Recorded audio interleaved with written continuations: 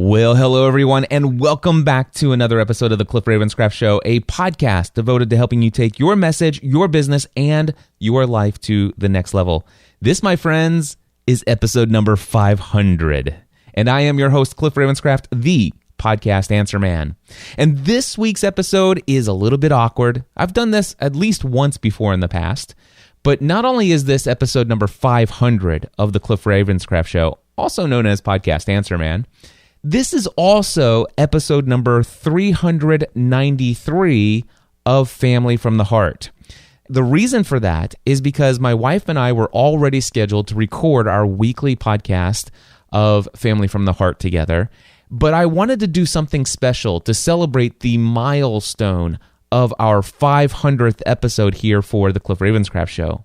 And to do that, I figured I'd love to bring in a very special guest, someone who's been on the Cliff Ravenscraft Show a couple times in the past, and every time she's been on, the response has been amazing, and they've been among the most popular episodes when it comes to getting feedback from those of you who have told me, wow, that was inspiring.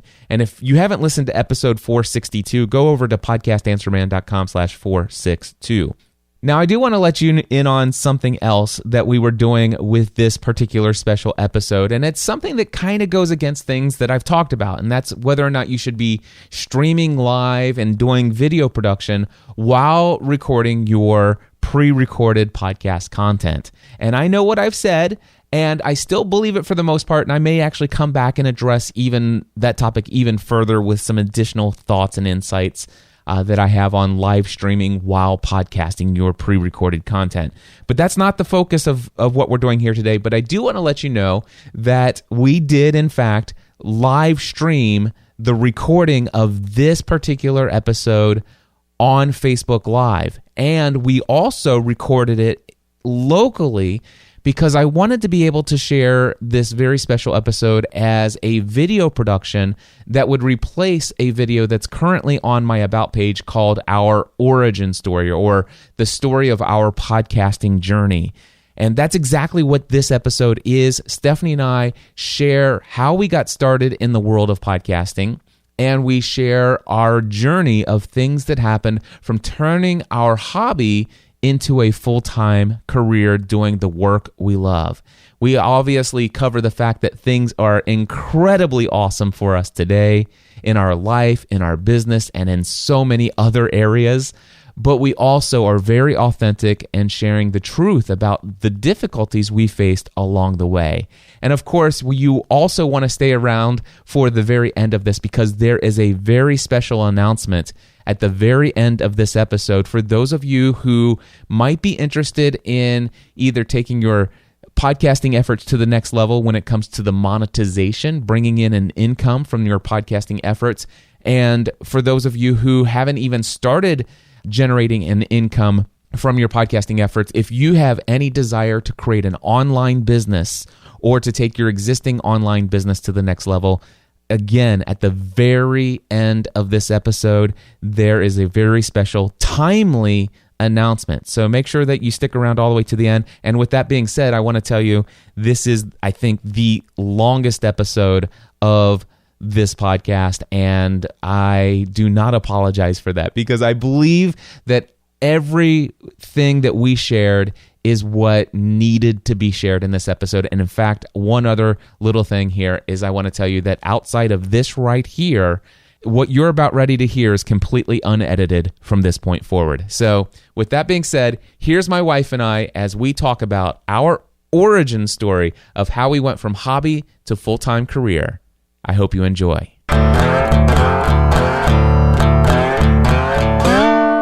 I wanted to have Stephanie on as my special guest to celebrate this 500th episode of Podcast Answer Man, aka the Cliff Ravenscraft Show, because, you know, you always want to celebrate those milestones, if you know what I'm saying. So I knew that Stephanie and I were going to record Family from the Heart today, and I asked her if she would be willing to, and she's giving me this look right now, those on the video can see.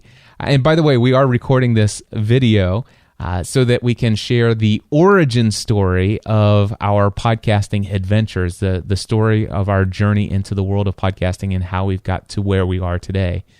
We've told this story, when was it? We were on the Dan Miller cruise. By the way, this is my wife, Stephanie. Hello, Stephanie. Hello. McKenna was in kindergarten, and she's in the 6th grade. So 6 years ago? 6 years ago. So we were on the Dan Miller cruise, and Dan says, Cliff, why don't you come and tell my community on this cruise about this journey that you and your wife have had, turning your hobby into a full-time career. And so we did that. We went on there and we told the story together. I think the original idea was that I would get up there and I would just speak and give the talk, but I invited you to join me, and we did that, and it went extremely well. We met that's when we first met David and Paula Foster. Yes. We met, obviously you got to meet Dan and Joanne Miller, and we got to meet Joel and Pay Bogus. I think that's when we met West. Yes. Yeah. Yep. And some other wonderful people on that cruise. It was an awesome time. But ever since then, I've been told that people are inspired by our story. And I told the story again by myself at New Media Expo. Actually, it was called Blog World back then, in 2011 in New York City. And I've been using the video recording of that talk for my About page on my website for a very long time. And of course, physically, I've changed a lot since then, but also the way that I communicate is a whole lot different. And that, it says our podcasting journey, but it's just me telling the story. And so I figured, hey, why not combine everything in one shot here? Why don't we record episode 500 of the Cliff Ravenscraft Show, telling the origin story, but still also put it out to Family from the Heart for the people who don't normally listen to my business-related podcast, and also record this as a video where you and I together can tell this story.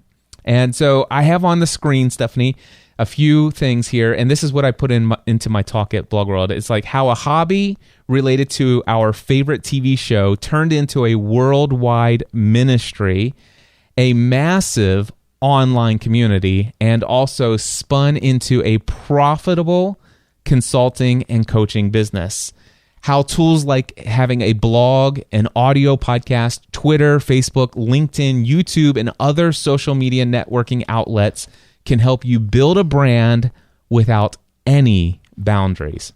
And the question I pose to people, have you ever wanted to make a positive change in the world with what you do, with your message? And of course, Stephanie and I are here today to share how we are doing just that through podcasting and social media. So with that being said, Stephanie, I want to start with our backstory. And why don't you tell people when we got married and how long have we been married at this point? We got married in August of 1996. We've been married for 20 years. As of today, which is, we're recording this in May of 2017.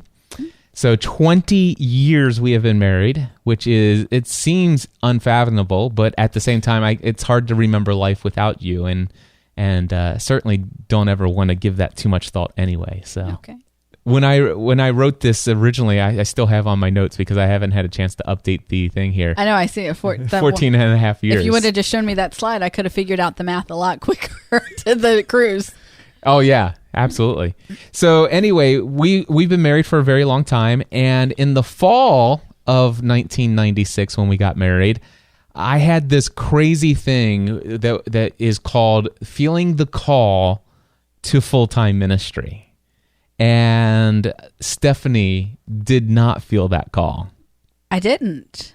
I just didn't. Being in the traditional Sunday morning congregational gathering that people refer to as church, being called to be a leader and a minister in that way was not put on my life. I was called to be your wife. And so I had to support you in that, even though that's not what I was being called to do. Not that I was being called in a way that pulled us in opposite directions, but that being in that limelight and being on that pedestal was not for me. Still isn't. And And so while you're embarking on this journey of schooling and church board meetings and all of these things, I'm just along for the ride. So here's the deal. Stephanie turns 18. Yes. And we won't go into the backstory of this, but Stephanie turns 18. A week later, we get married. Yep. Of course, we had been planning that for months. But it's just spur of the moment. Yeah, hey, let's get married. No, so Stephanie had been married for a week, and when you and I started dating, it wasn't like ministry was something that was high on my priority list and stuff like that. In fact, I wasn't even attending a congregational gathering at that time, and you were. And I recall going to that place with you the very first time, feeling like the ceiling was going to fall down on me or something like that, because I had been away from that lifestyle for quite some time, and in my college days, they were a little wild. They were a little wild, to say the very least. But when you and I started talking about getting married, I said I would love to marry you, but the only thing is I feel like to be the husband that I would want to be, I really feel like I need to get my life back right with God. And in my experience up to that point, there was only one way that I felt that I could do that, and that is through being in a small group of young adults who were committed to their faith and to a life of faith, and in a small group that met together on a regular basis for accountability. And that's an experience. That's where I first, years before this, that's where I first came to a place of faith in my own life in God. So I'm like, hey, I want to marry you, but I do want to start a weekly group of people who would come together, whether in our home or someplace. Back then, my only experience had been hosting a group inside of a small church in like off hours, but we would just gather there. But anyway, I told you, I said, I want to marry you, but are you okay with the fact that I want to be a man of faith, and I want to do this in the only way I know how at this point, and that is I want to commit myself and ourselves to being involved in relationship with other like-minded people who are pursuing a life of faith. Now, not necessarily, that was something that we had decided was a part of our life. That was happening before. That started before we got married. So yes, that's... So Stephanie knew that was a part. And so what happened was we were routinely meeting together on a weekly basis. We created this group called EOTC, Encouraging Others Through Christ. And this group met together on a weekly basis for month after month after month. And again, we got married in August 1996, a week after Stephanie turns 18. And then shortly after that, very shortly after that, is when all of a sudden I'm like, wow, I feel devoted to devote my entire life to doing what we're doing in this small group here, only on a much larger scale. I feel like God's calling me to encourage others through Christ on a scale that's larger than just a small group of people here. And I remember we had what was his name? The guy that attended that local, was his name Bill something? Mm-hmm. What was his last name? Do you remember? No, but it might come to me. Bill Grimm. Yes. So Bill Grimm came to me I think it was the first time I ever attended the church you were attending at the time. And it was the very first morning that you went with me. Yeah. And so he comes up to me, he says, hey, I don't know who you are, but I saw you walk in with Stephanie. And I'm like, okay. He goes, and he played the bass guitar in the worship band or whatever. And he says, while I was up there playing the guitar, I saw you and God told me to come give you a message. And I'm like, oh, great. He's one of those kind of guys. And anyway, he says, Cliff, he asked me what my name was. He says, Cliff, I got to tell you something. And he says, God's already told me to tell you that he's already told me you're going to think I'm crazy. And I'm okay with that. That's not the point. But what I want to tell you is that God wants me to tell you that one day you are going to be involved in ministry full time, and your ministry will reach tens of thousands of people and beyond. And I'm like, dude, you have no idea how crazy I think you are, first and foremost. that God told you to give me a message. That was a little freaky coming from my Nazarene / Baptist / Methodist background growing up. I've heard about people like you. I didn't say all of those things, but I'm thinking them, right? So first of all, I think you're crazy for that. And then number two, if you only knew where I was right now, you would know that is the craziest thing. We're lucky that lightning has not struck this building because I walked into it. But he says, because I know that you're going to think I'm great, but this is what God told me to tell you. And I kind of dismissed it. And this was way before we started that Bible study group. So anyway, fast forward a little bit, all of a sudden now we're having this Bible study group. We're meeting together on a weekly basis. We get married, and then all of a sudden I feel this call. And that little tiny message back there of what Bill Grimm said kind of tweaked me. I'm like, but it's like, we were attending a Nazarene church at the time. And when it comes to mega churches, if you look in the Nazarene church, a mega church is like 200. Right. 200 people. So this idea of tens of thousands, whatever, that seems ridiculous. But I went to our church board, I went to our pastor, and I said, I'm feeling this call. And he's like, yeah, we can confirm this is definitely God's calling for you to, it's like, hook, line, and sinker. We got another one in. We're going to have somebody else that's going to study. And so long story short, I started working towards becoming a licensed minister in the Nazarene church, and that was a part of what I was pursuing. And the thing is when it comes to the Nazarene church background that we have, there was this really crazy expectation of holiness and sanctification, and not just for the person behind the pulpit, but his wife as well. And yeah, people haven't met me. Yeah. Clearly. But here's one thing that I've held on to in the 20 years since. Our pastor and his wife, we were very close to them, and they mentored us quite a long way through that journey. And I remember one day we were having lunch with them after Sunday service. We didn't have any children yet. Their boys all went off and did other things, and we went to lunch. And I remember having this conversation with Keith and Marie about not being what they expect, not them as in Keith and Marie, but them as in the church as a whole.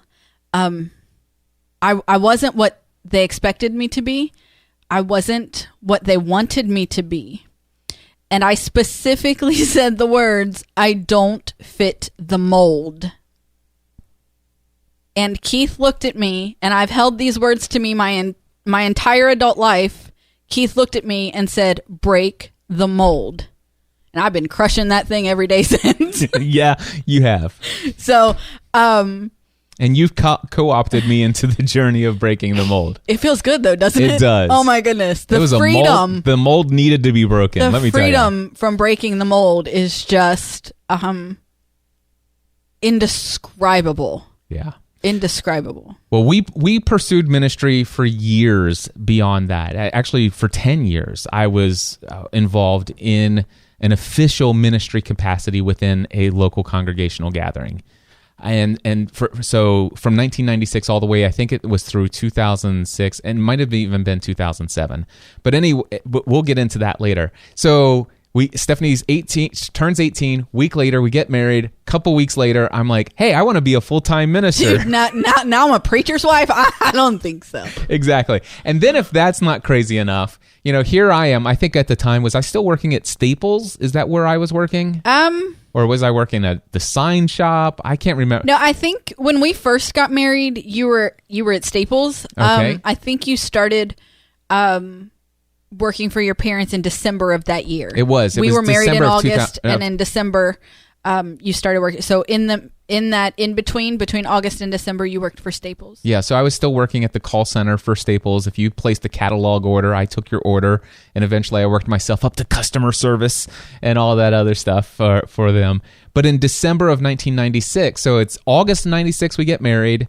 Just shortly after, hey, you want to be a preacher's wife? No. Okay, but you're going to be anyway, because this is where I'm going. I might have to rethink this whole deal.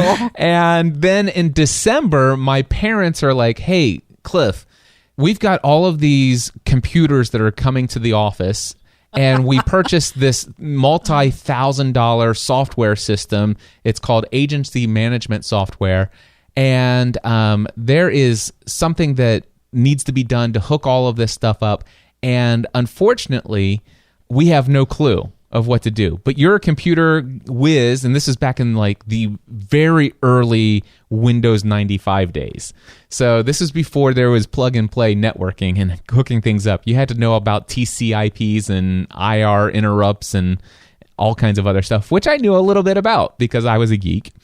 And my mom and dad says, we want to know if you'll come and work for us in the insurance agency. And I'm like, whoa, wait, this could be a dangerous thing. You know, it's one of those slippery slope sort of things. And I'm like, I don't know about this. And they said, well, you know, ultimately it ended up, I said, listen, I'll come work for you as long as you will make me a promise of two things. Number one, you'll never force me to get my insurance agent's license. I have no desire to sell insurance. And number two, you guys know that I feel led to do full-time ministry. And I know that there's opportunities for me to make a significant amount of income in the world of insurance. But if I'm ever offered an opportunity to become a full-time pastor of my own church, I want your guys' blessing and no hard feelings. I don't want any grief given to me, regardless of how little I make as a pastor. If I'm ever offered the opportunity to become a pastor full-time, I'm leaving to pursue that. And they agreed. And I'm like, okay. So in December of 1996, I began what would become an 11-year career as an insurance agent, because I got the computers. Although they never did force you to get your license. They never forced me to, but they gave me a lot of incentives. Because what happened was I ended up... Well, you didn't say they couldn't give you incentives. Yeah, they gave me incentives. They hung money out in front of me. And I guess they knew. So, but the deal is that the computers took me 2 or 3 weeks to get all computer set up. I learned how to use the software, went to a conference and asked all my questions and got all that stuff figured out. And I'm like, okay, now what do I do? And now I'm just an overpaid file clerk. But then all of a sudden there's rating software is now computerized, which wasn't before. You had to look in manuals before this, but now you could do the rating software. And so I installed that, and I had to train my dad, who has been an agent his entire adult life. I'm training my dad how to use rating software. And he's like, why don't you just do these quotes for me and give them to me? Now, as a non-licensed agent, I can't give quotes over the phone to people. So what I was doing is my dad would take all the information. He would write it down onto a worksheet that I had printed out for him. I told him, this is the information I need. He would take all that information over the phone and tell him he'd call him back. He would give it to me. I would put all that information into the software. It would give me quotes plus all the different options and everything in like a heartbeat. I'd hand it back to him, and he would make the phone call, and he makes all the money. He goes, you realize that the only step, he goes, I could give you a commission on every single one of these. And I was doing about 10 or 15 a day. I could give you a commission on every single one of these and raise your hourly salary if you went and spent 40 hours in a classroom and got your license and passed the test. And I'm like, really? He's like, yeah. And I'm like, okay. So I went and got licensed, and I became a property casualty agent. And not too much longer after that, there was a whole lot of incentive for me to get my life and health insurance license as well. And so, yeah, by the end of this process from 1996, I went from hooking up your computers to an overpaid file clerk to somebody who is then a licensed agent, and ultimately ended up 11 years later, I was making a very, very generous income as an insurance agent. All right, so that's the background here of ministry, insurance agent, us newly married, going into this life together. But another thing is that Stephanie became a stay-at-home mom on Valentine's Day 2001. I didn't even remember that it was that. I'm glad we have this detail in here. Do you want to tell a little bit? I could have told you that. I know exactly when it was. Tell us a little bit about that story. What part of that story do you want me Just the fact that to you tell? we're making money together. We're both bringing incomes into the household. Yeah, we had never planned to not have two incomes. It was never in the plan. Through a matter of circumstances that could have been righted, I lost my job, and after, at first I was shocked and I was heartbroken, and I remember coming home and I'm crying, and we have Megan. We just found out I was pregnant with Matthew, and how are we going to do this now, going from one kid and two incomes to one income and two kids? What's the next step? What do I do? How am I going to get a job pregnant? And so started the process of actually righting that wrong to get my job back. Yeah. In fact, I talked to your manager at the time. My boss's boss. Your boss's boss, who happened to be a friend of ours from our congregational gathering that I was a part of.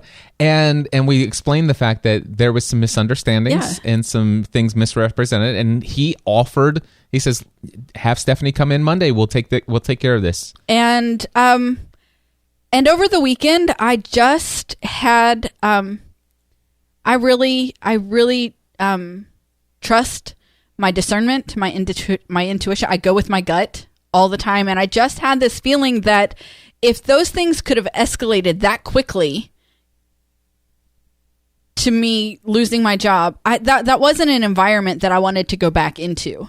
It was, there were other things at play. It just wasn't an environment that I wanted to go back into. And so we decided that I wouldn't go in on Monday and get my job back.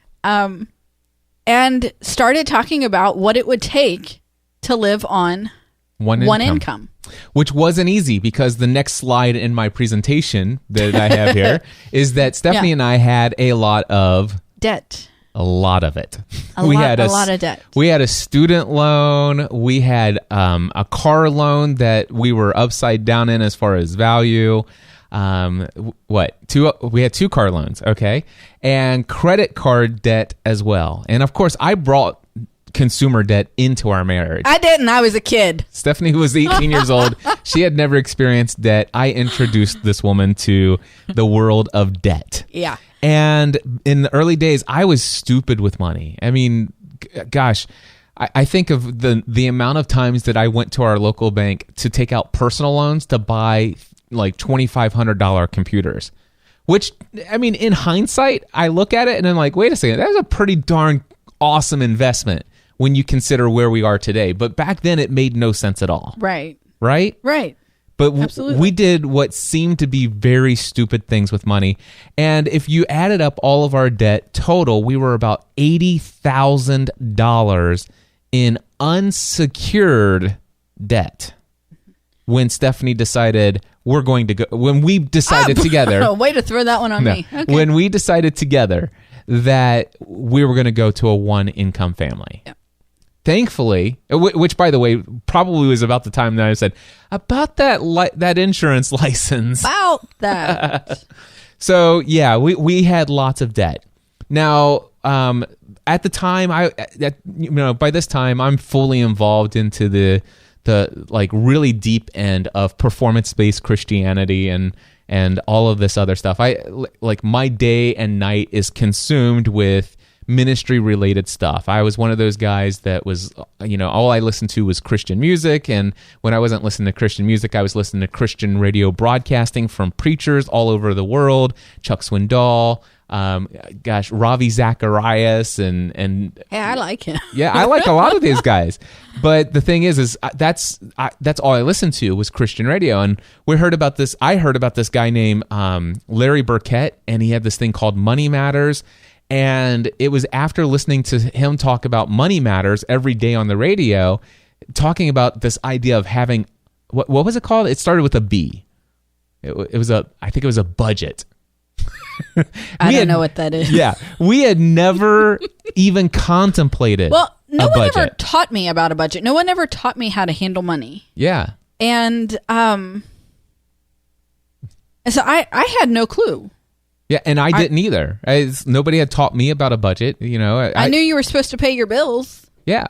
And so that's what we did. but I didn't necessarily know you were supposed to pay them first. If we wanted something and we couldn't afford it, you go and get credit for it. That's why they make credit cards and give you loans at banks and all that stuff, right?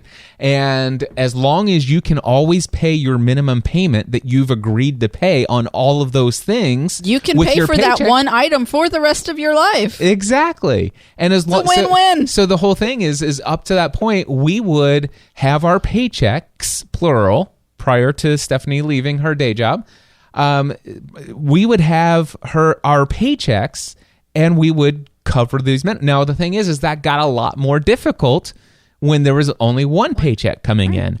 And so it's like, hey, there's this thing called a budget. I've been researching it online. I downloaded a spreadsheet. I put it into Excel, and here's what we need to do. We need to start tracking. I need every receipt for every little penny we spent. Yeah. And then we found out who was really spending the money. Yeah, it was me. It wasn't me because I wasn't leaving the house. See how that was working? Yeah. And so shortly after that, we started, because even before this next slide, we saved all of those receipts for like a month or two or something, leading up to tax return season. And with our tax return, we use that to get a month ahead on everything. Right. So not only were we caught up, but now we're ahead. And then we heard this dude who I have not always said nice things about, but his method works. And so we heard about Dave Ramsey. Yeah. So that was our introduction to this guy named Dave Ramsey. I started listening to him on the radio, and I'm hearing him say things like debt is dumb, cash is king, the paid off home mortgage is the status symbol of America, or has replaced the BMW as the status symbol of America. You have to be willing to live on rice You have and beans. to be willing to live like no one else so that later on in life you can live like no one else. Yeah. So I come home and I tell Stephanie about Dave Ramsey. We got the Total Money Makeover book, and Stephanie was not happy with this guy or the way that he got me to thinking at first. But then we went to, I think, Louisville in the summer of 2004, and we went to a live event. Tell us about the live event. I went. That's all I remember. That's all you remember. No, I remember him locking himself up in chains on stage. I don't remember a lot, but I remember coming out of that thinking, debt-free might be right. Debt-free might be right. Yep. And he talked in that live event about you've got to be willing to sell things. Yep. And you need to be so crazy and aggressive with selling things that your kids Think that they're next. They're afraid that they're next to go. I think that where was I going with this? I don't remember where I was going with this. I had a point, but now I've lost it. So, I mean, there were times, seriously, there were times when I really was not liking Dave Ramsey. I was probably liking Cliff less. But I continued to make those sacrifices. Yes. I didn't, throw you a hand gesture and go behind your back and do it anyway. We stuck with it. It was hard. Yep. It sucked a lot. It really sucked a lot. And my point. So I remember him saying, at that live event, talking about the class. Is it 12 weeks or whatever? The Total Money Makeover class that they offer, and it's got, like, at that time what seemed like an astronomical price tag attached to it. Yeah, it was like $180 or something. I don't like that. even remember, but I'm like, you think I have that? Yeah, it's like $180 joking, right? seemed like, what on earth? Why don't I just give you a kidney? And I remember Dave saying, you're all sitting there thinking, you can't afford that. I can't afford to do that. And he looked out, and I swear he made eye contact with me, and he said, you can't afford not to. Yep. And I've done my time where I lived like no one else. Mm-hmm. And by golly, I'm on the other side, and now I'm living like no one else. Yes, we are, and it's very awesome. But it was not without a lot of pain, a lot of struggle. Sometimes I say yes to my kids now on the stupidest things just because I spent years telling them no. Yeah. I'm not even lying. And it's not all of the time. Mm-hmm. But sometimes I say yes just because I spent so much time saying no. I still say no a lot. Yeah. I still say no a lot. But sometimes they get a yes just because I said no so many times before. And for me, sometimes I just want to continue. You say no all the time, no matter what. I still want to say no all the time. No, because you do. I still say no all the time because I want them to understand the need and desire to make it on your own. No, and that's our responsibility to teach them that. Yeah. It's our responsibility to we teach them that. balance each other well.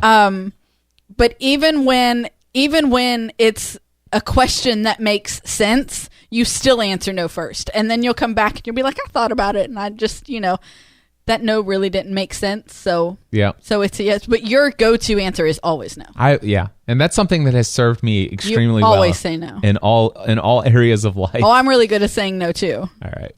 So, okay, here's the deal. So it was summer of 2004. We went to that live event. And then not too long after that... And we started our debt snowball. We started our debt snowball, but I will say this, though. We knew that life was getting ready to get crazy, and we made a decision together to do one last very stupid thing. Do you know what I'm talking about? Another baby? No. No. Well, because that 2004 thing, and we had an... It was moving, and so we were renting a house from my parents at the time. That's we moved before we went to that live event. Okay, we moved in October of 2003. But it's still before we got serious about Dave Ramsey. We put ourselves in more debt. We bought a house we couldn't afford. We could not afford a house, so we were renting a house. My mom and dad purchased a house so that we could rent it. Yes. So I'm already working for mom and dad. Now mom and dad's our landlord, and hold on. What? They're also our neighbor. And they were also our neighbor. And here I am. I'm trying to become an adult, a responsible adult. And yeah, granted, I'm working hard as an insurance. Yeah. I trust me, I was a great insurance agent. I hated it. It was the most soul-sucking job on the face. You didn't always hate it. I didn't always hate it. That's true. I didn't discover how much I hated it until I discovered what I loved. Right. And don't give it a completely unfair rap, because there was a time I loved it because it was really the only felt thing like I knew. Okay. Say what you were going to say. Well, I'll give you that if you want to say you loved it because it was the only thing that you knew. But I will tell you that during that time when you were selling at your highest, yeah, and when you were making the top marks on the Grange leaderboard, yes, you had said, this is where I'm supposed to be. Yes. I'm ministering to these people. I'm offering them the life insurance to take care of their families if something happens. I mean, you were there. You were in the moment until you found what you loved more. Yes. And what I found that I loved was selling term life insurance instead of permanent life insurance. So it's harder to make a living from selling term because the commissions are so much lower, but they're very good if you are selling lots of them. And to sell lots of them, you have to help lots of people. And to sell them, you can't just sell them a term policy and let them go on with their mindset of you're always going to be in debt and you're always going to need life insurance when you're 90 years old. Instead, you have to educate them on the idea of living debt-free and introducing them to this plan and the fact that it makes sense for you to, instead of a lifetime policy that costs you hundreds of dollars, you instead buy a policy that costs you, $25 a month, and you have it for the next 30 years, and the plan is for you to be debt-free and have hundreds of thousands of dollars worth more than what you have in life insurance by the time this policy technically expires its guaranteed premium. But in worst case scenario, if you don't reach that goal, it still continues, but at a much higher price. But the whole thing is I was educating, I was teaching, I was encouraging, I was inspiring people, and that's what I fell in love with. And at the time, that was the only way I knew to let all of that out. This educating, encouraging, and inspiring people to take action and to think differently about their life and what's possible and debt and all those things. It opened up something new inside of me. And I learned all that from Dave Ramsey and the sales training and stuff like that I had for life insurance. So yes, I did enjoy it there for a while. But let's get back to this really crazy, stupid thing that we did about how we decided to go into more debt. So I'm working for mom and dad. I rent from mom and dad. We have another child on the way. This house is getting a little, we don't have city water. In the wintertime, things are really crazy when we run out of water, and getting out of our home that's a quarter mile into the woods. There's a lot of things that aren't great about our living situation, all in the breeze that comes through the wintertime as well, through the walls in our A-frame home. But so we decided we want to build a house. We want to move into a new home in the city with greater internet connection. I love that you call it in the city. Yeah, well, okay. It is more of a city today than it was. Yeah. But anyway, so we wanted to move into an area where there was a neighborhood, we had a house, good internet connection, and city water. Those were pretty important to us. And we looked at houses that were pre-built already, and for the same price, we could build a brand new house. At least a starter home. We call it a split level. Here in our area, they're called bi-levels, but most people around the world know them as split levels. 1,200 square foot home, built brand new. And what was the cost at the time? $135,000 or something like that? I think so. And the amount of money that we could afford to put down as a down payment on our new home was $0. Now, thankfully, for the crazy, stupid real estate market back then, they had all those crazy things where they let people who could not afford new homes buy new homes with no money down. We were those stupid people. All right? So we knew Dave Ramsey would not approve of this. We knew what we were doing was stupid, but also we both saw the trajectory that my career in insurance was heading. I mean, we were ramping up things aggressively on the income scale. At the time, I think I was selling like 20 to 30 insurance policies per month. That's life insurance policies. And so I knew we could pull it off, but it was going to be tough and still work on paying down our debt. So anyway, in December 2005, or actually whenever we did that, we bought this house that we couldn't afford, and we were still paying down our debt. And then in December 2005, we were already in our new home. And I remember we couldn't afford an HD TV at the time. So we were watching, or actually you started watching this television show. Tell us about the TV show Lost. When did you first hear about it, and what was going on? And did you ever try to convince me to watch it? I can't remember. I did. I started hearing about it just on promos on the TV while I was watching other shows on ABC.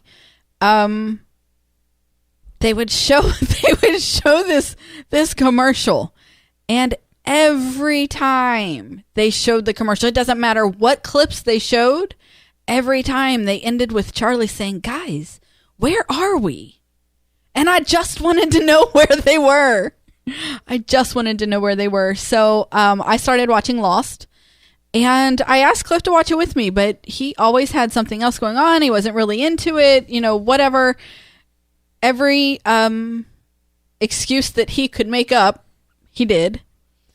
And then in the season finale of season 1, he was in the room while I was watching it. And they opened that hatch, or found the hatch, or did they open it? I think. No, they didn't open it. That didn't happen until season 2. They found it, and then he was intrigued. Yeah, John Locke and I think Hurley, they had dug up hold and uncovered this, and all of a sudden this light emanates from it. On the other side of the island, they had just finished the completion of the raft. I hope that people have watched Lost by now. If not, we're sorry. So we're spoiling the end of the first season for you.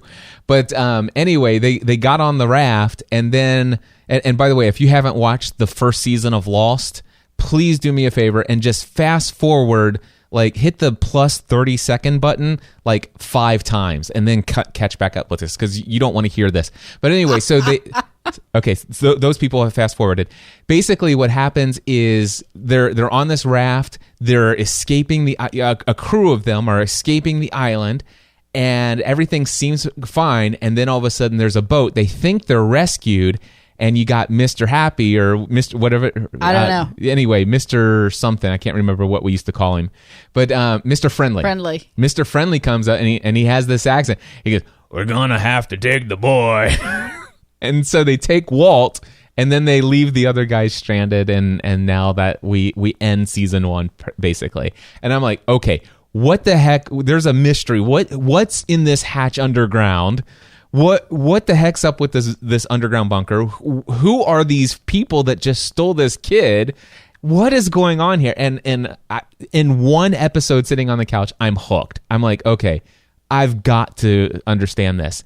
And so I'm already actively listening to podcasts at this point. I am an avid podcast consumer. And so I look online to see if there are any podcasts devoted to the TV show Lost. There were 5 already. I subscribed to all 5 of them, and I'm listening to them, hearing their theories about the end of that episode of that first season. And I found a method before there was a legal method for you to watch the first season after it had just aired, because it wasn't available online yet. I decided to download all of season 1. It was before Netflix. It was way before Netflix. and Hulu. And did you watch them with me? I think so. So we sat down and we watched every episode of the first season of Lost in like a 2-week period of time. And I was hooked. And I started to call in theories to the podcast that already existed. One of them, Ryan and Jen, had this show called The Transmission. I called in a theory. They said, "Cliff, oh my gosh, that's an amazing theory. You should do your own podcast." And I'm like, seriously? And I'm like, okay. And so in December of 2005, Stephanie, December 16th, 2005, I recorded the very first episode of a show called Generally Speaking. And that podcast at the time, I figured there were already 5 other podcasts about the TV show Lost. So who am I to come along and create a 6th one? And those people know far more than I do. So I'm like, I can't do a Lost podcast. And I'm really interested in technology, if you guys didn't know. And so I thought, okay, but there are already so many podcasts about technology. Who am I to create an authority site or podcast on technology? So I can't do that. And then the only other thing that I'm interested in is my faith. And I'm like, okay, but gosh, you've got Charles Swindoll and Ravi Zacharias and all these other guys. These guys have podcasts. Who am I to actually get out there and start talking about faith in a podcast? So I decided, okay, nobody's going to want to hear me talk anyway. And I'll be lucky if I get 5 people who listen. But I create the very first episode on December 16th, 2005, and it's called the Generally Speaking Podcast, where I will just generally speak about anything I'm passionate about. And I record that episode. You can find it, by the way. It's currently still available at GSPN, which stands for Generally Speaking Production Network, gspn.tv/first episode, all spelled out. FIRST episode. gspn.tv/first episode. Anyway, that first episode was online. I put it out there. 500 people listened to it within the first few days. Blew my mind. And then I'm like, and then people were saying, "Cliff, you should do a podcast just about Lost." I would subscribe to that. I don't care about your technology. I certainly don't care about hearing about your faith, but I would love to hear more of what you have to say about the TV show Lost. And so the second episode, I invite you, and we also had our next door neighbor at the time who was also deep into the show. And the 3 of us got together, and the second week I said, "Hey everybody, welcome to the second episode of the Generally Speaking, or the Weekly Lost podcast of the Generally Speaking Production Network." Because I knew it was Production Network, because I wanted to create other podcasts, because I wanted to talk about faith. I wanted to talk about technology. And obviously people wanted to hear me talk about Lost. And so I brought you guys in, and I have a little audio clip of our intro from back then. Hey, cool, you fixed it. Don't expect anything. The chances of getting a signal are slim at best. Static's good, right? No. Reception is good. Wait, what's that? It's Russo signal. Oh, crap. But this radio has a wider bandwidth. That's what you call a party and a podcast. Hold it! Stop, do you hear that? Welcome to the weekly Lost edition of the Generally Speaking Production Network. Now, here are your hosts, Stephanie and Cliff. And then we would start just like this, and the music would slowly fade in the background, and we would come back and we would talk about Lost. And we would do that twice a week, every week, for a very long time. And I'm going to go, if you go to lostpodcast.com, you will find we did 261 episodes from December 2005 all the way through the show's end, June 2010. Mm-hmm. All right. And it was so cool because I thought, who's going to listen to us, right? Turns out the writers of the show listen to Cliff and Stephanie talk about the TV show Lost. The producers of the show listen to the weekly Lost podcast with Cliff and Stephanie. Not only did the producers listen to the show, but I am absolutely convinced they changed major storylines because I was on to them, and I have proof. You do not. I do. Your head doesn't fit. I know. You need to let your headphones out a little bit. But the cool thing is that I thought I know. I like that. You like that? So, but the cool thing is that even the actors of the show, like Jorge Garcia, listened, and in fact, he called in one time, and we included him as a part of our listener feedback hotline segment, where it says, "Hey, Cliff, Stephanie, this is Jorge. So have a listen to this." Yes. Colonel Locke, is this line secure? Line secure, go ahead. Hey, Cliff, Stephanie, it's Jorge. This is Michelle from Texas. This is Kim from Indiana. Josh from California. Jennifer from Florida. Sam in Tucson. Kimberly from California. Paul in Memphis, Tennessee. Listener feedback. Target area is acquired. We are a go. Roger that.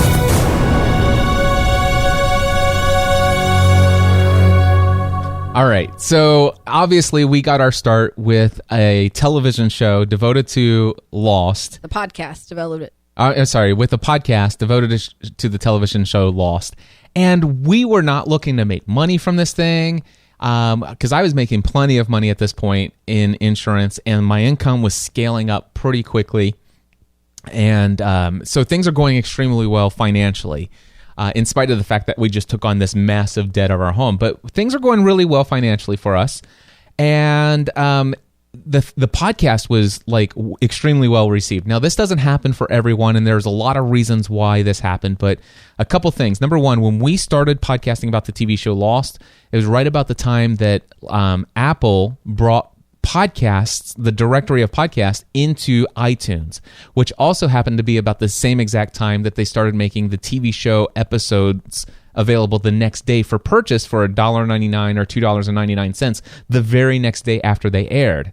And so people would go into iTunes and they would do a search for Lost, and it would actually show search results. It would say TV show episodes and then music soundtracks, and then the third one down was podcasts.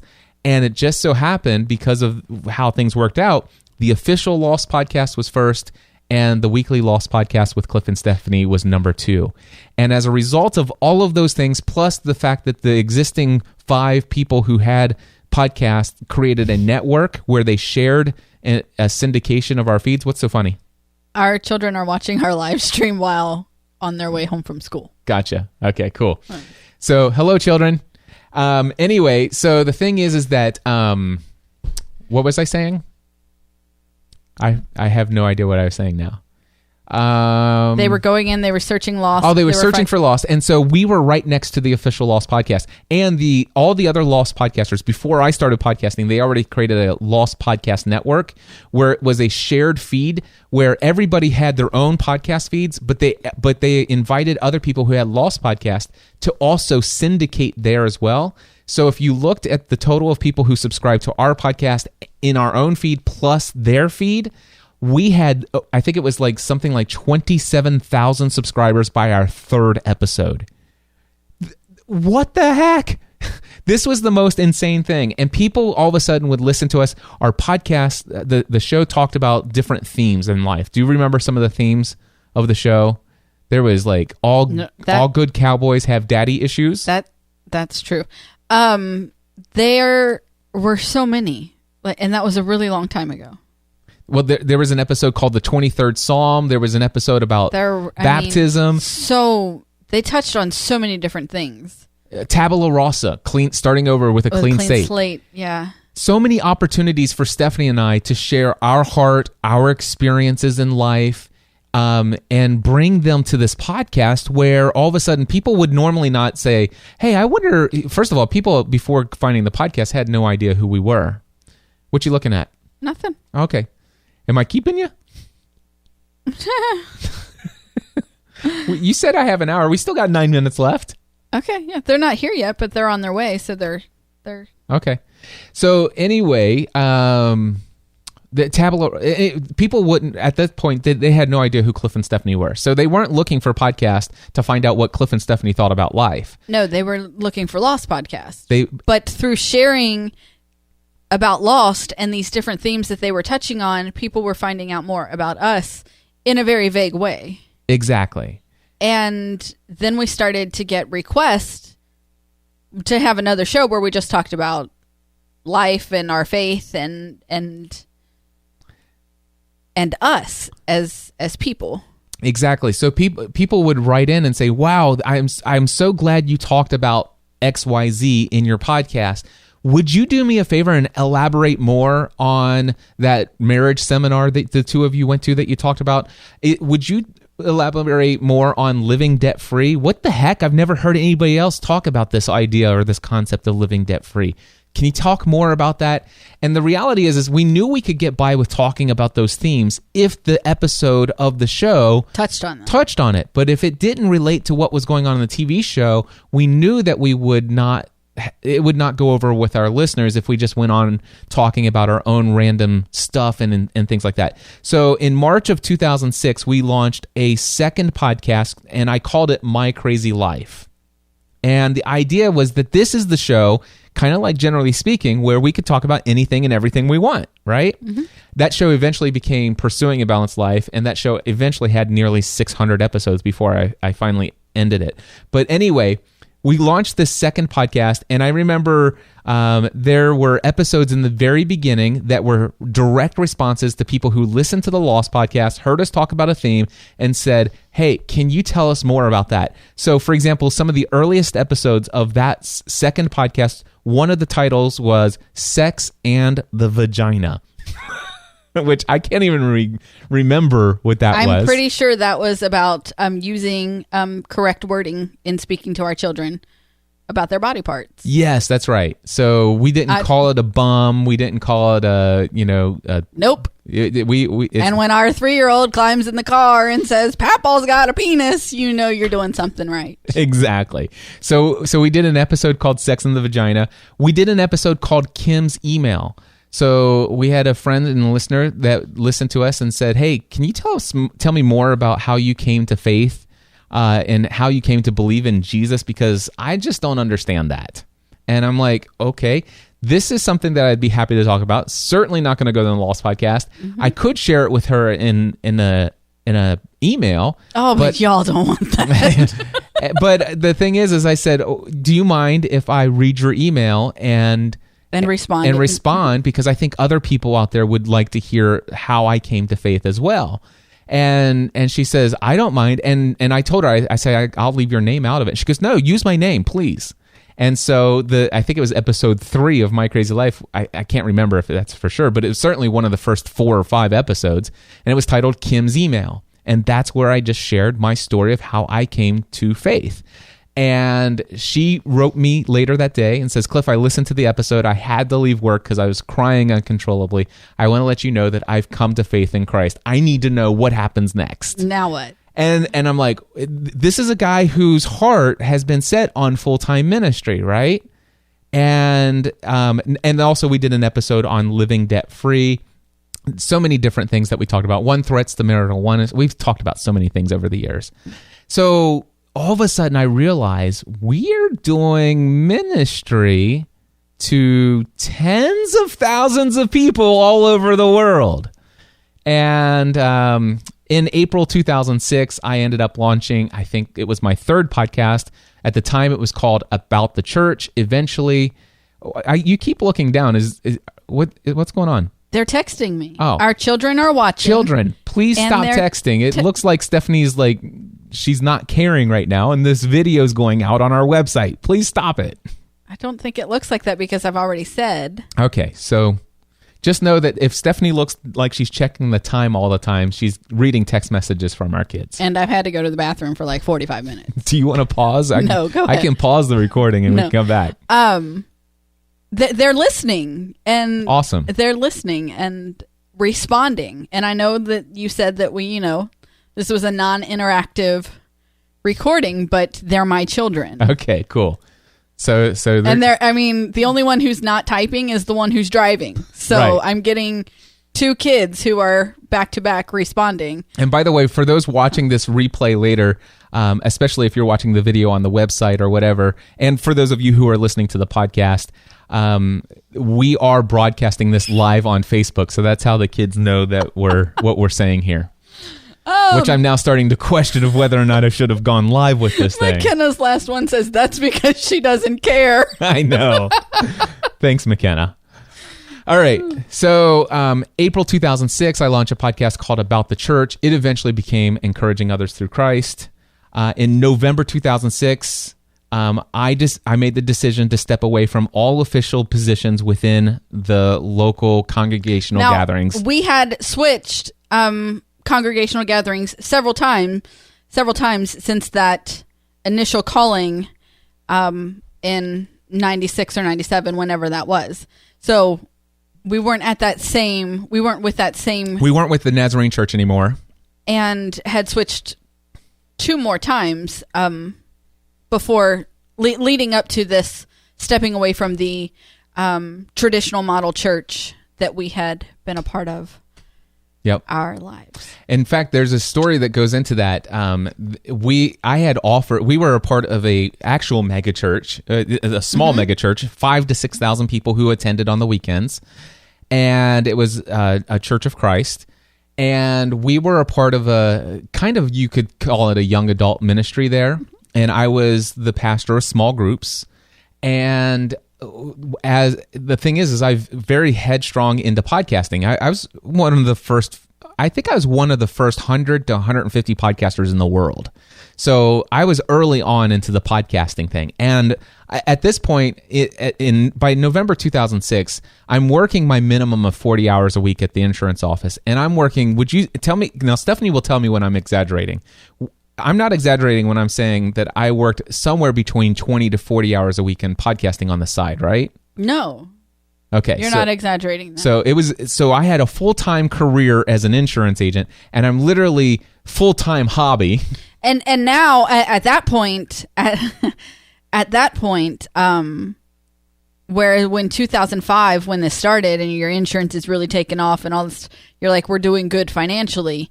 And now into 2006, 2007, we're starting to take a hit because you're doing the bare minimum out of insurance so that you can be here doing what you want to do. Yep. And so my daily insurance career income is slowly going down. Now it's still, we got it up pretty darn high. Right. I mean, it was high. But But what happened is my salary continued, but my insurance commissions were going like this because I was no longer pushing insurance sales as much because I wasn't working the extra hours. I mean, at the height, I was working 60 hours a week at the insurance office. But by this time, by November of 2006, I'm already bare minimum. I will not work more than 40 hours a week in this office because I've got other things to do. I gotta get podcasting. And it's not just podcasting, it's interacting with people. I mean, it was online community building, it was social media, it's responding to literally hundreds of emails a day, every single day. Literally, I believe having a powerful positive impact in people's lives. That's what I was doing on the side. And it was November 2006 where I went to our folks at the congregational gathering. You'll notice that we interchanged the words congregational gathering. We replaced the word church because we have a very strong feeling that church is not a building, nor is it the weekly gathering of people. The church is the people who are believers. I said that in the beginning. I know. But anyway, at the time, I still used the word church all the time.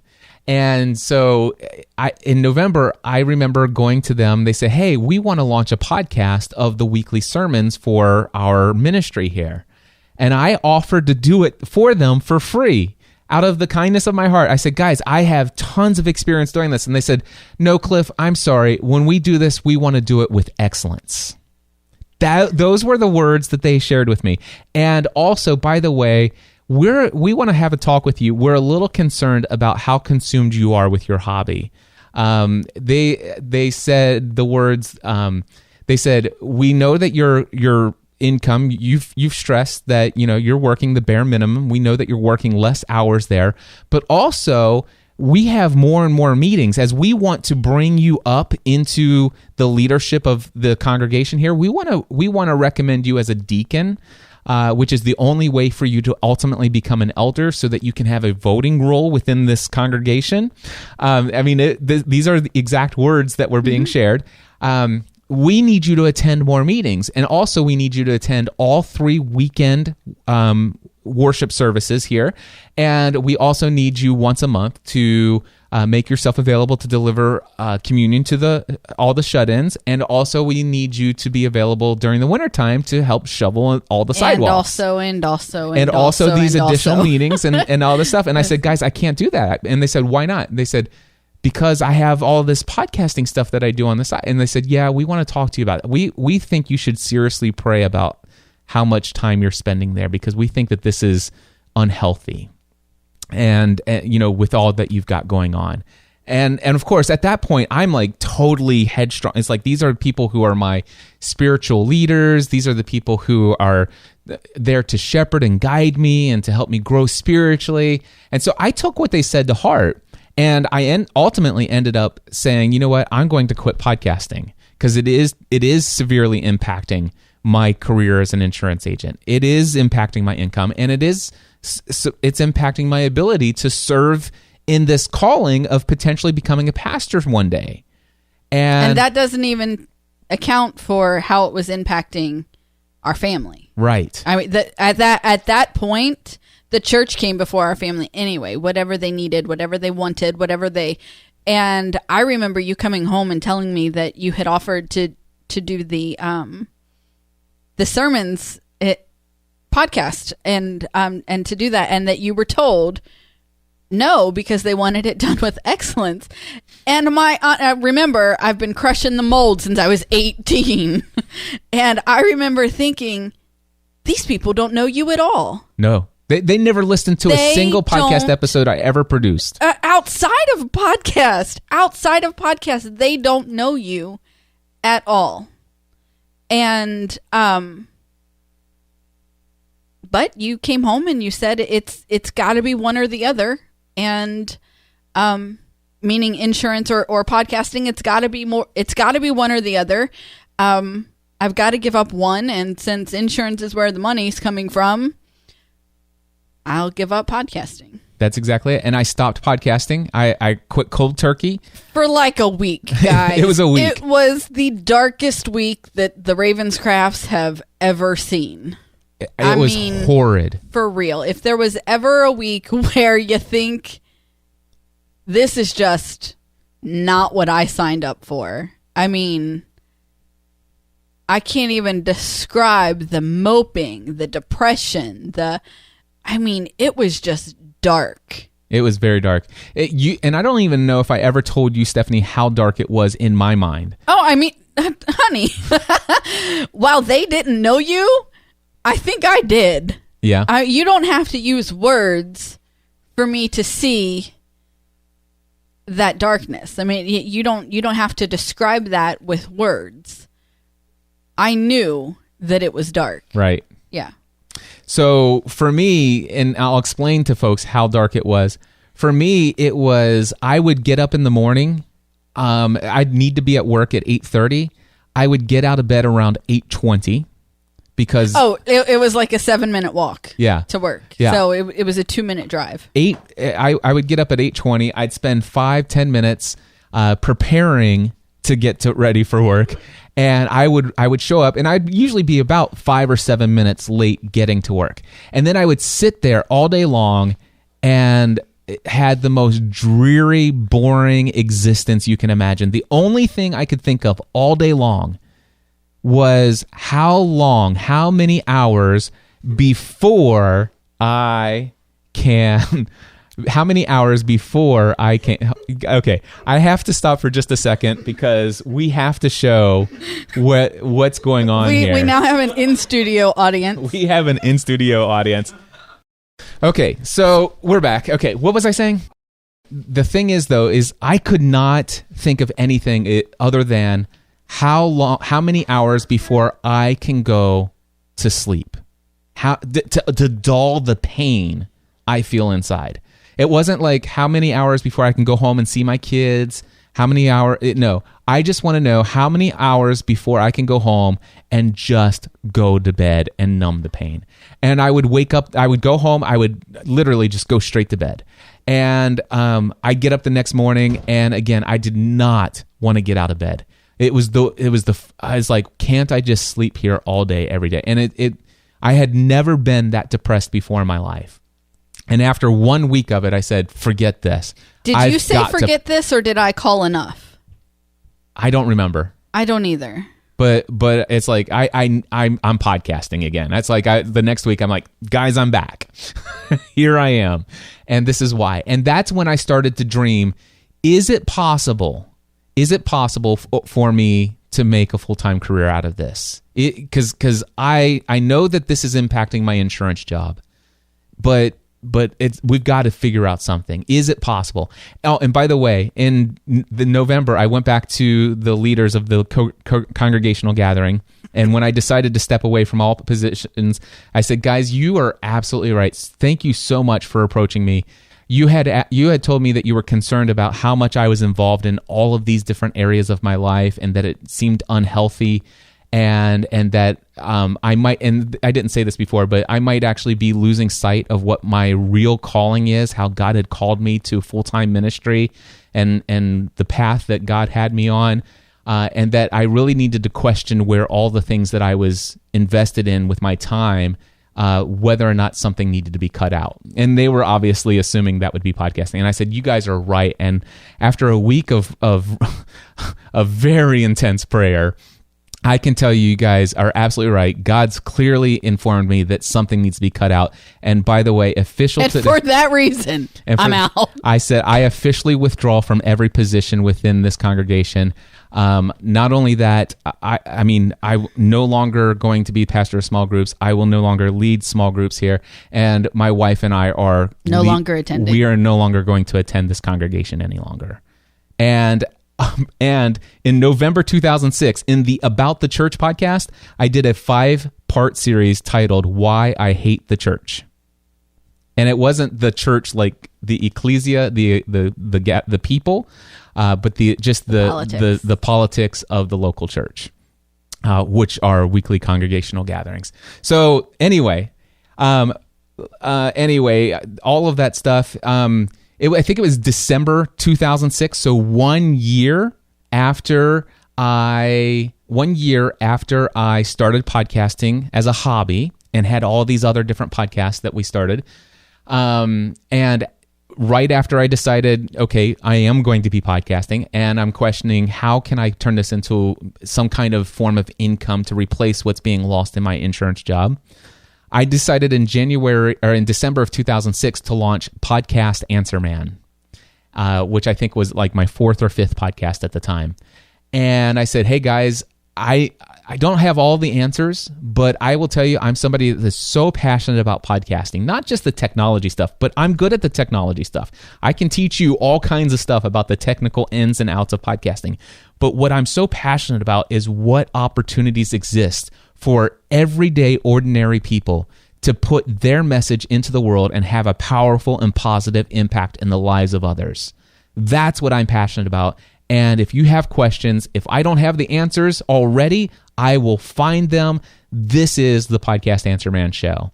And, well, of course, now this officially is episode 500 of that podcast. And we started to move forward. And by the way, in that very first episode, I said, hey, guys, here's my dream. It would be awesome if within 5 to 10 years from now, if I could find a way to make podcasting or create some kind of business where I could do what I love for a living, which is, by the way, entertaining people, educating people, encouraging people, and inspiring others. That's what I want to do with my life. Is there any way I can do that without relying on a career in insurance? And my listeners who were entrepreneurs started to reach out and speak up and say, here's all the ways you could do this, Cliff. We see it in you. We know this is your calling. We've seen it for years. And if there's anything we can do to help, we will. By the way, because of the career in insurance, even though the commission income was slowly going down, we were still trucking away. And in February 2007, something happened, Steph. What is it? We became debt-free. Minus our mortgage. Our mortgage. Yep. So we finally... Which is... Yeah, go ahead. The mortgage is an unsecured debt. Right. So we became debt-free from unsecured debt. Yeah. So everything was paid off except for our mortgage. So February 2007... Which really sets the first... I think becoming debt-free really sets the first paving stone into the journey that was the rest of 2007. Yeah.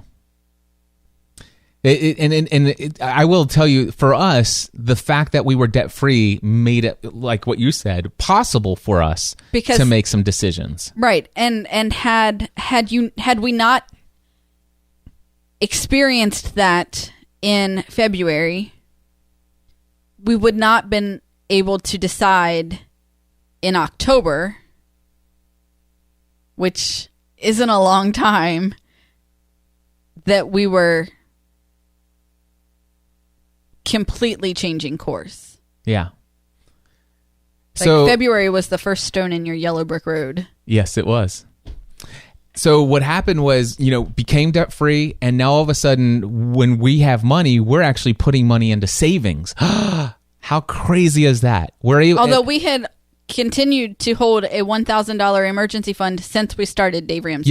Yeah, we had the $1,000 emergency fund, but like within weeks of attending the live event. Yes, and now we are building that big amount, the 3 to 6 month of income. Right, we've finished our debt snowball, and we're finally on. We were step 2 or 3 or whatever.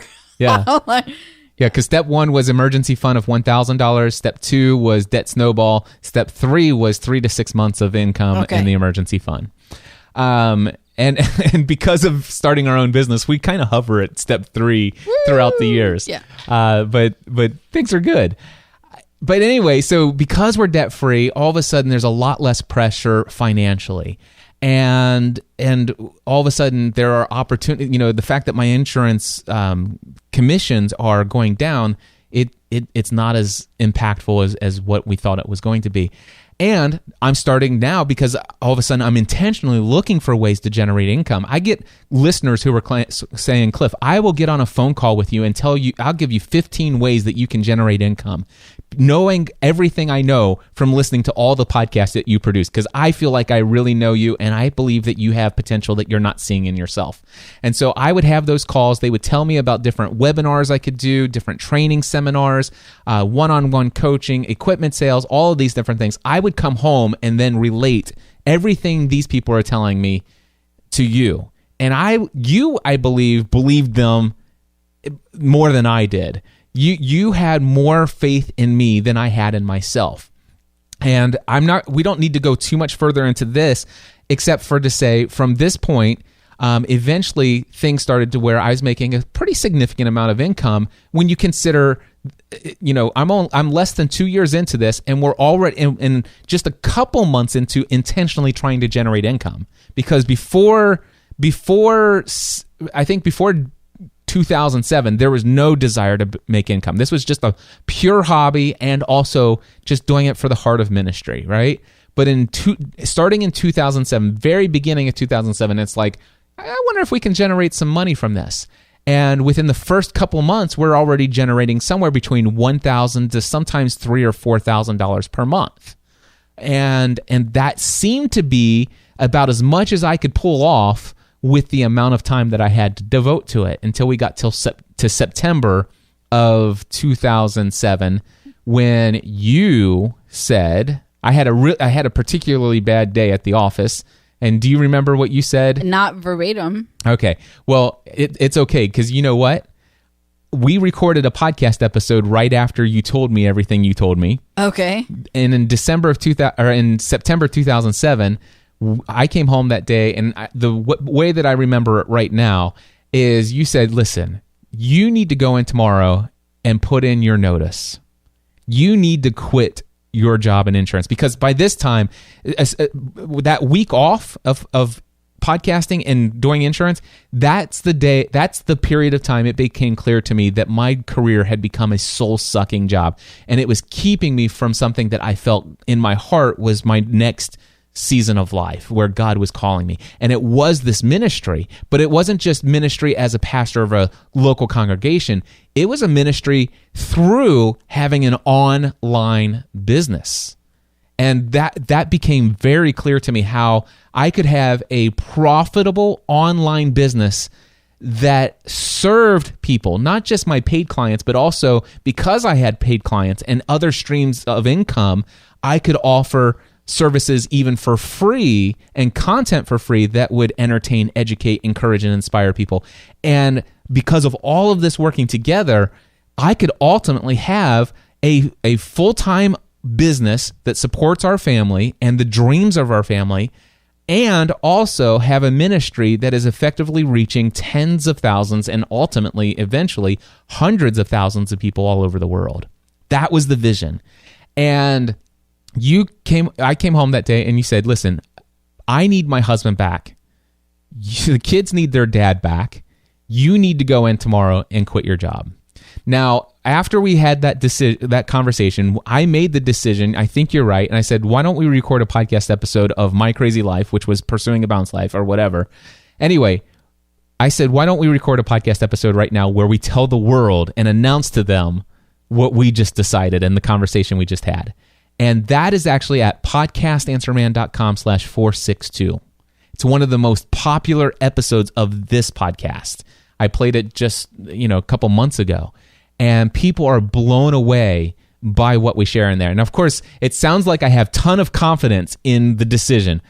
I encourage you, go to podcastanswerman.com/462 and listen to the recording from 2007. Stephanie had faith. She had confidence. She was bold. She proclaimed, this is your future. You know this. She was trying to convince me. I'm like, I just need to tell the world what we've decided so I don't chicken out tomorrow morning and not tell my dad. So that's at podcastanswerman.com/462. Anyway, long story short, we put 90 I put a 90-day notice in. You can hear all about what I thought my dad would say, and then in episode 462, I actually share what my dad actually said. Mm-hmm. Which most incredible time. My relationship with my dad from the day that I told him I was quitting until today has been fundamentally different. Yes, and it's been the most rewarding aspect of our relationship was when I stepped up and said, I'm going out on my own. And the words he spoke to me that day are just mind-blowing. And again, it's at podcastanswerman.com/462. Now, I will tell you, I did go in the next day. I put in a 90-day notice and said, January 1st, 2008, I'm starting my own business. And we went from a very lucrative, very... Hold on. How many times did you try to take it back before the end of the year? I thought about it. I went to my dad like 4 different times, and I said, hey, what do you think about me working here like part-time? Three days.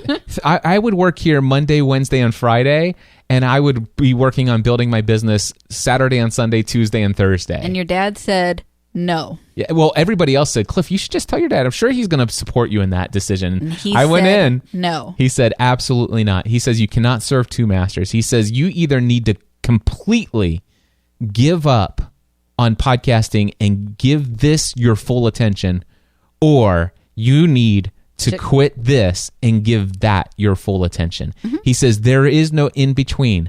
You've given me your 90-day notice. I think that was a very wise thing to give you the ramp up, but that's all you need, and that's all you're getting.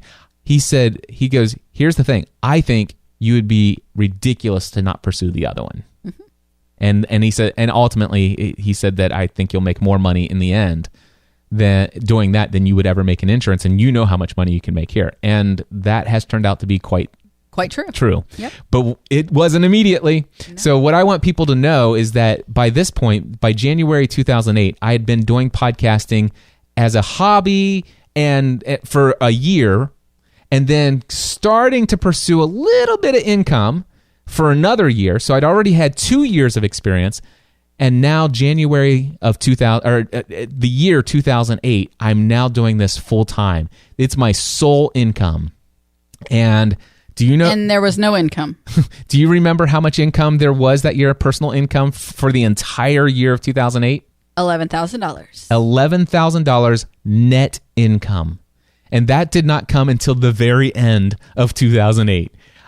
In January of 2008, we lived off of our December Christmas bonus. No, well, your December. No, not the Christmas bonus. The December, because you held all of your checks in your wallet. Oh, yes. So in January we lived off of your December salary. Okay. In February we lived off of your Christmas bonus. In March we lived off of our tax return.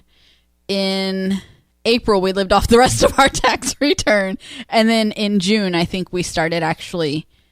No, eventually we got to the place where we did something that we were advised against. I took out of my pension $14,000, and of the $14,000, we set aside $4,000 in taxes and penalties for taking it out, and we used that $10,000 to live for 3 months before we ultimately started to bring in a very small paycheck. Yes. And at the end of the year, on our tax form, our net income, $11,000 for the entire year. And by the way, in 2008, I was working somewhere between 60 to 80, maybe even 85 hours a week. Yep. And I made $11,000. It was insane. I ended up in the hospital in January of 2009 as a result of it, with massive gallbladder problems and all kinds of other stuff. 2009 was slightly better at the beginning of the year. Ultimately, after 3.5 years, I got discovered, if you will, by a guy named Dan Miller, who happened to be close personal friends with Dave Ramsey. And as a result of that, he invited us to come on his cruise and speak and to tell our story, but also to introduce us to his community. And he was a multi-million book copies sold of his book, 48 Days to the Work You Love. People who creating their businesses online and offline who wanted to create a podcast just like Dan Miller had. And he started referring all of his community to me, booked me solid for weeks and months in advance. Finally, in 2010, we started making some money. And in 2010, it was right around the end of 2010 that I was almost to the amount of money I made as an insurance agent when I left. And ultimately, we got to the place where our business has generated a minimum of $250,000 a year, and oftentimes over $500,000 a year. Yeah.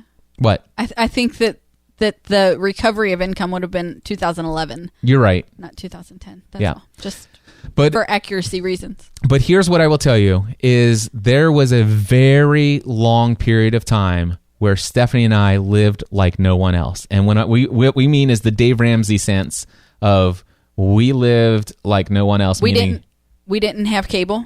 Nope. We didn't have satellite, dish, whatever. We had internet because we had to. For the business. For the business. We didn't eat out. We didn't go to the movies. We didn't buy frivolous things. We didn't buy necessities. And some in a I don't even know the descriptive word that I want to use, but I mean, we literally took in the bare minimum of groceries, of bare minimum clothing our kids. Yep. We went a good solid 5 years, and Cliff and I didn't own any new clothes. Yeah. And our weight fluctuated a lot during that time. We sacrificed like I have never seen people sacrifice before. Yeah. I think that, you know, I go to these conferences and I go to these different events with you, and people say, you know, what you've done is amazing, and because they're seeing it in a whole new light, or they're seeing only the really good parts. And the phrase that catches me the most is, I want to do what you did. Mm-hmm. And I look at them and I'm thinking, no, you don't. Nope. Run, Forrest, run. Run as far as you can. You don't want to do that. We not only sacrificed things, which is fine, because I had sacrificed things before, and I'm not a very material person. So that was fine, but we sacrificed time. Yes. And things that you can't get back in that time to make this happen.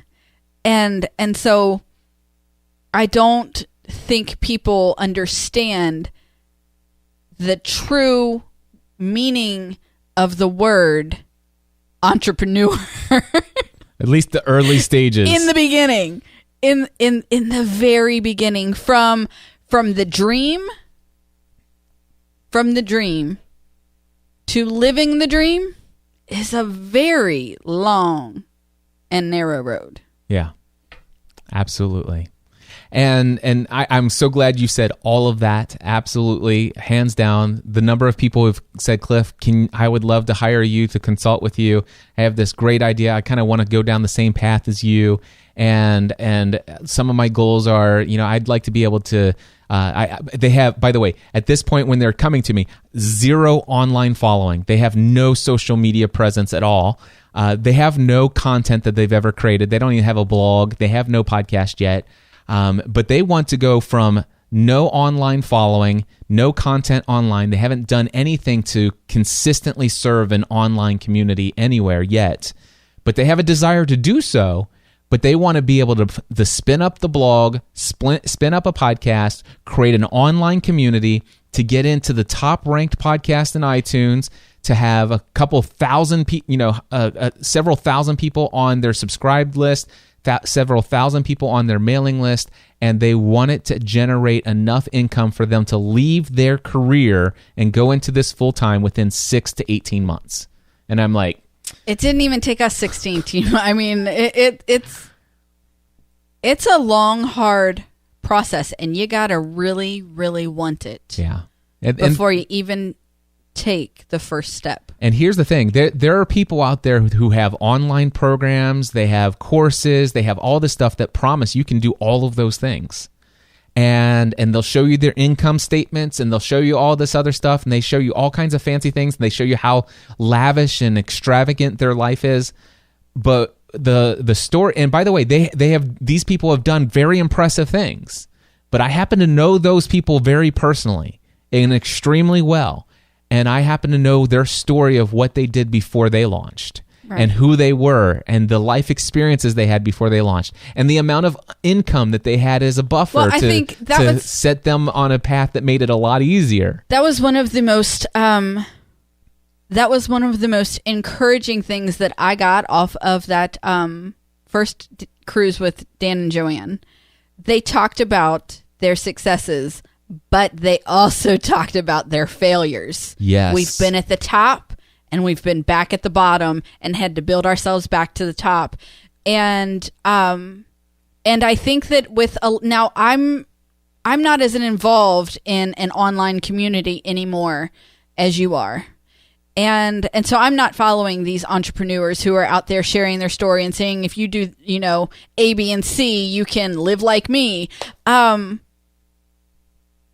I think that a lot of those, they're failing to share the failures. Right. And that you really have to have the heart and the drive to go with the steps to get there. Because if you don't, the steps don't mean anything. It's kind of like, it's 98% heart and it's 2% know-how. It is. Yeah. Dan says it's 70%. It's 30% knowledge of the steps in the program or whatever. But it's 70% execution. That would be the same thing. Yeah. So here's the thing. I want to announce that Stephanie and I are going to be hosting something very exciting, and I'm going to leave this both in the podcast and in this video that's going to sit on our website for probably many years to come. So just know that while we're announcing specific dates here, if you are watching this video on the About page or on my homepage many years later, these exact events may not be the events that are being offered, but other stuff will. And you can always reach out to me, cliff@podcastanswerman.com. But Stephanie and I want to tell you about our next level workshop. Now, a couple years ago, it was actually 3 years ago next month, right? We built this house? Yeah, we've been here for 3 years in June. Do you want to wrap up and get out of here right away, or do you have another 10 minutes? Well, I have 10 minutes, but that's really all I can. I and told you I could do an go hour. To the bathroom. Well, hold on. I told you an hour. I know. And I could start at 1:30, but you had done no setup, so we didn't start until 1:50. I know. And now it's 3:25. I know. I love you. I love you, but there are evening activities, and dinner has to be done in a certain amount of time, and I still have to go to the grocery. Okay. I'll go to the grocery for you. That's not going to help me any because I got to go to the grocery for what I got to cook for dinner. Gotcha. All right. So real quickly, we told you guys about the house we couldn't afford. Well, ultimately, we got to the place where we could afford it. In fact, we had the podcast this right here is episode, what did we say, 3-something of 389? I don't know. This is an episode 393 of Family from the Heart as well. This podcast, The Family from the Heart, we actually started that in January of 2008, and we had a sponsor for the first 4.5 years. And just to give you an idea, we got to the place where we had one podcast on a weekly basis. This show, The Family from the Heart show, had less than 1,000 subscribers. Sometimes it bumped over 1,000 subscribers. But paid our mortgage every month. We had one sponsor, Mardell Christian Bookstore, that paid and we had a very high mortgage payment. We had a because remember, we had no money down. Yeah, so we had a very high mortgage payment. But we had the sponsor of one podcast, Family from the Heart, paid our only debt every month for 4.5 years. Yep. So just to give you an idea. But anyway, about 3 years ago, we had been working hard. Things are really starting to take off financially, but still, we had some dreams. You wanted a new car, you wanted a new house because we were outgrowing our old house. You're all going to have to listen to past episodes of Family from the Heart because I just said that I'm not a material person and Cliff is defining me material. So. No, she wasn't material. There were really good reasons why we wanted those things. It's Stephanie's heart for serving our kids and their friends. And having a car that would allow her to drive our kids and all of their friends everywhere. It's the party bus. And also to have a home that could host all of our kids and all of their friends often. And this house does that. This house does that. we could not do what we do now today for our children and their friends in our old home. So anyway, we had this desire, and the studio had outgrown our old home. Our studio and our business had outgrown our own home, and I had a dream of doing live workshops one day. So 4 years ago, we decided we can finally afford this house, but this house can't hold us anymore. And we began on the journey of that year leading up to 3 years ago when we moved into our current home. Yep. And we moved into this office space with the expectation that this big open area to my left, about 800 square feet. Did you catch that? Our old house was only 1,200 square feet. and by the way, we're sitting in our studio, which is off of that 800 square feet, and we're sitting off of it into a 14 by 14 portion of this studio / office space, and we're not even in that 800 square foot space. We're not even in that. And so, by the way, there's more square footage in the house that we're in right now than there was living square footage in our entire house previously. Yeah. That, in the office that we're in. The office space that we're in. Yeah. And then in the entire old house.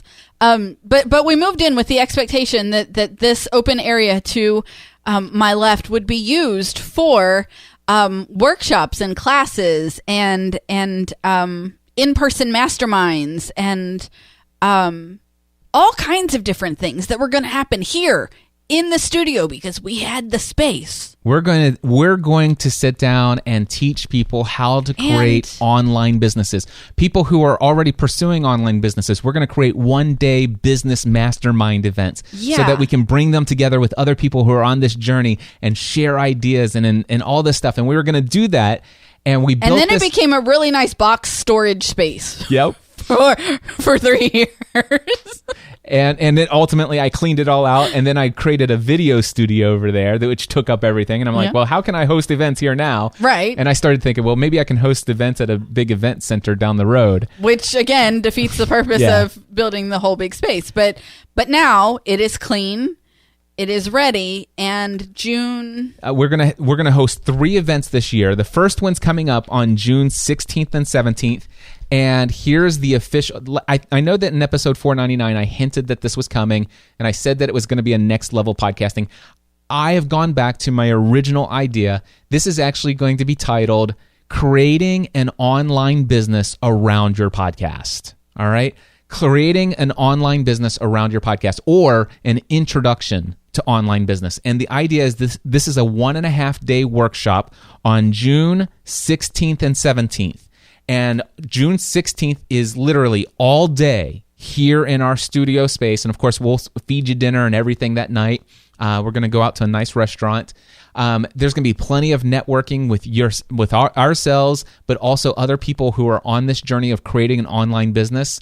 The next day, on the 17th, we're going to do half day, and it's going to be an incredible day of sessions. We're going to talk about the mindset. We're going to talk about pricing, income streams, realistic expectations of how long it takes and how much work goes into this and what kind of work goes into this. We're going to talk about the things that we learned along the way, business tools and tactics and strategies that have helped serve us that if we would have known about in 2008, I probably would have made more than $11,000. But also, the biggest regret, I have 2 that I'll share, but the 2 biggest regrets that I have about what I wish I would have done in the first 18 months of my business that I desperately wish I would have done differently.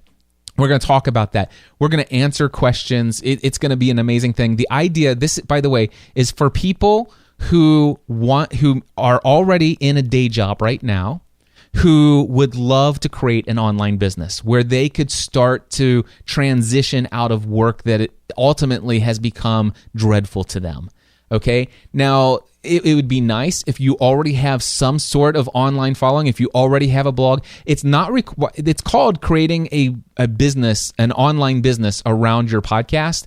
It is not required that you already have a podcast. We're not going to teach you this week during this workshop how to create a podcast, but we will tell you how a podcast would play a vital role in the growth and marketing of your online community, or the growth of your online community, which will help in the growth and marketing of your business.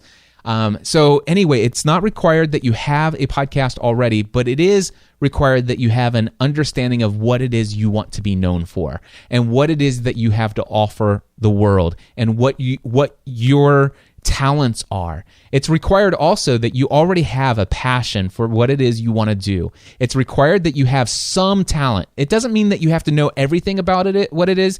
You can acquire a lot of skills along the way, but you have to have some natural talent for what it is that you want to pursue. Also, it's required that you have determination, that you're determined that what you want to do is what you're going to do. Now they don't need to come because you're giving them all the information. No, this is what you need to. These are the people who should come. If you don't, then I spaced for a minute because I'm like, wait a minute. No, something happened. I'm saying who should come. If you like, for example, if you're like, yeah, I'd like to have a business, but I really don't even know what I would want to do a business about. This is not the workshop for you. We may do workshops like that down the road. Those would be less expensive than what we're getting ready to tell you about. What we want are people who already have passion for what they want to do. They're determined that this is what they're going to do. They're going to make it happen. This is somebody who has some self-discipline. And by the way, you don't have to have all the self-discipline. It's also important that if you're married, we strongly encourage that you do not come to this event unless you have the full support of your spouse. Mm-hmm. All right? So those kind of things. And also, you have to have at least some idea of an economic model already. But here's the deal. This event is going to help you expand your understanding of what's possible with your economic model. So for example, if you think, well, I want to go into paid public speaking and I want to make a career out of just doing public speaking gigs. Trust me, we're going to help you expand your understanding of what is possible with an online business, because public speaking is just going to be one potential stream of income for you. We're going to tell you all the other streams of incomes that will naturally help you get that message out there. So it's called Creating an Online Business Around Your Podcast. It's going to be hosted on June 16th and 17th. It's here where we're sitting, actually off to the side of where we're sitting. You'll get to see our studio in the home that we call what? The house the podcasting built. This is the house that podcasting built. We've had a dream of hosting these events. You have the opportunity, if you're listening right now, as we're recording this and publishing this, you have the opportunity to be the very first people to walk into the house that podcasting built for our very first workshop on June 16th and 17th. The cost is $9.99. So there is an investment, but if you're creating an online business, we're absolutely certain that if you have all of those things that we talked about, we can help you get a 10x or more return on that over the next year to 18 months. So if you're interested, go to podcastanswerman.com/next-level-workshop. So podcastanswerman.com/next-level-workshop. It's going to be limited to no more than 10 to 12 people. All right. So you definitely want to get in and register as quickly as possible. Stephanie, I can tell that you need to use the restroom very bad, and I apologize for keeping you 44 minutes longer than I had intended. I love you, and I thank you so much for being a partner in this business, and I can't begin to tell you how blessed I am and thankful to God for the fact that I am no longer doing insurance work. But more importantly than that, I am so thankful that for the last 11 and a half years, we've been able to work together in doing something as partners in this thing that God's called us to so many years ago. And I would say today, and I'm going to ask you, God has called me to be in full-time ministry. And today, I have a business and very much involved in full-time ministry. And I believe you are as well. And I believe that this today, where we are now, is what you were called to do. Would you agree with that? I would agree with that, yes. God has called me to be myself, who I am, authentically, and to share that with other people. If the definition of that is ministry, then yes, that's what I'm called to do. And there's no doubt from all the feedback 20 years ago, yep, being called to ministry in the box or the mold that they were trying to shove me into was not what God was calling me to do. Exactly. Guys, thank you so much for tuning in to this 500th episode of Podcast Answer Man, and I'm going to go and check this out real quickly here.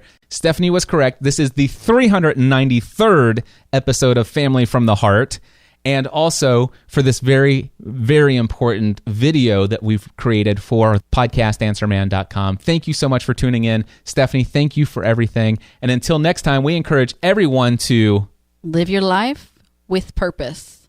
Podcast Answer Man.